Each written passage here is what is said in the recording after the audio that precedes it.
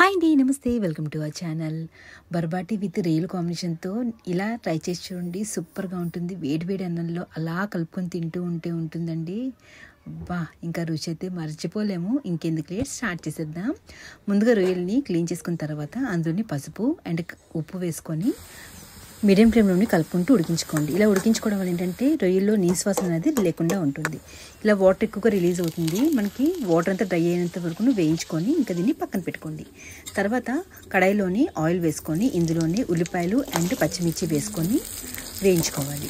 ఇలా కొంచెం వేగిన తర్వాత ఇందులోనే మనం ఆల్రెడీ రొయ్యలు చేసి పెట్టుకున్నాం కదా, ఈ రొయ్యల్ని మనకి ఎన్ని కావాలని వేసుకొని ఇందులోనే కొంచెం అల్లం వెల్లుల్లి పేస్ట్ కూడా యాడ్ చేసుకోండి. ఇక్కడ వీడియో క్లిప్ అనేది మిస్ అయింది.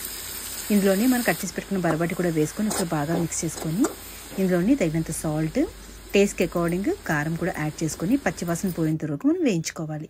ఇలా ఒకసారి బాగా మిక్స్ చేసుకున్న తర్వాత మూత పెట్టుకొని 5 minutes పాటు ఉడికించుకున్నట్టయితే మనకి పచ్చివాసన పోయి మనకి మసాలా బాగా పట్టుకుంటుంది.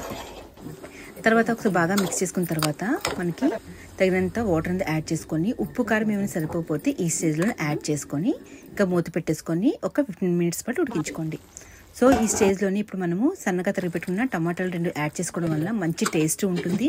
అండ్ మధ్య మధ్య టమాటాలు అలా తగులుతుంటుంది కదా, చాలా బాగుంటుంది. సో 5 minutes మనం ఇలా ఉడికించుకున్నట్టయితే మనకి ఎంతో టేస్టీగా ఉంటే రొయ్యలు విత్ బర్బాటి రెడీ. వీడియో నచ్చిందా? అయితే like, share and comment, subscribe our channel. Thank you for watching.